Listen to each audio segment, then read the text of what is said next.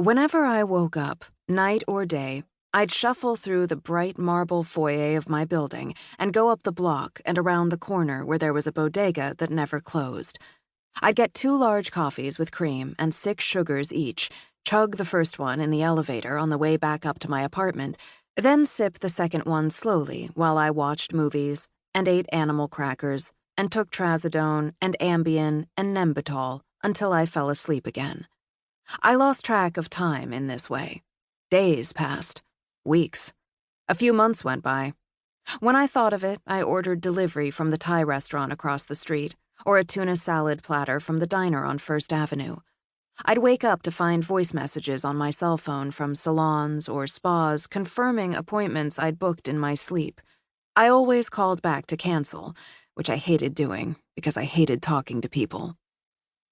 Early on in this phase, I had my dirty laundry picked up and clean laundry delivered once a week.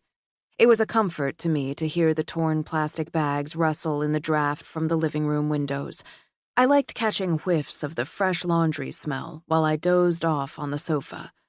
But after a while, it was too much trouble to gather up all the dirty clothes and stuff them in the laundry bag, and the sound of my own washer and dryer interfered with my sleep. So I just threw away my dirty underpants. All the old pairs reminded me of Trevor anyway. For a while, tacky lingerie from Victoria's Secret kept showing up in the mail, frilly fuchsia and lime green thongs and teddies and baby doll nightgowns, each sealed in a clear plastic baggie. I stuffed the little baggies into the closet and went commando. An occasional package from Barney's or Saks provided me with men's pajamas and other things I couldn't remember ordering: cashmere socks, graphic t-shirts, designer jeans. I took a shower once a week at most. I stopped tweezing, stopped bleaching, stopped waxing, stopped brushing my hair. No moisturizing or exfoliating. No shaving.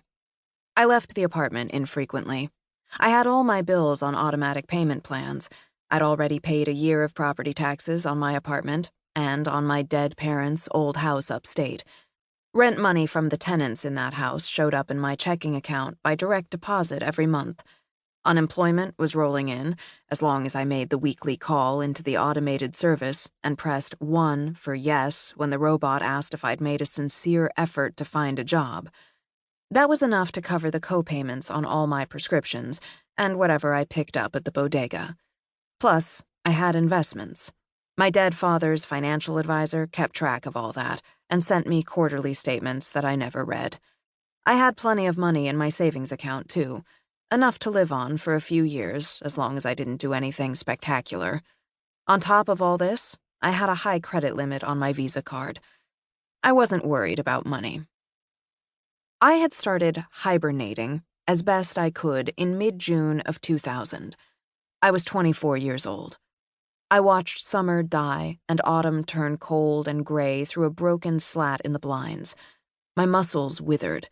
The sheets on my bed yellowed, although I usually fell asleep in front of the television on the sofa, which was from Pottery Barn, and striped blue and white and sagging and covered in coffee and sweat stains. I didn't do much in my waking hours besides watch movies. I couldn't stand to watch regular television. Especially at the beginning, TV aroused too much in me, and I'd get compulsive about the remote, clicking around, scoffing at everything, and agitating myself. I couldn't handle it. The only news I could read were the sensational headlines on the local daily papers at the bodega. I'd quickly glance at them as I paid for my coffees. Bush versus Gore for president. Somebody important died, a child was kidnapped, a senator stole money, a famous athlete cheated on his pregnant wife. Things were happening in New York City, they always were, but none of it affected me. This was the beauty of sleep. Reality detached itself and appeared in my mind as casually as a movie or a dream. It was easy to ignore things that didn't concern me. Subway workers went on strike. A hurricane came and went. It didn't matter. Extraterrestrials could have invaded. Locusts could have swarmed, and I would have noted it, but I wouldn't have worried.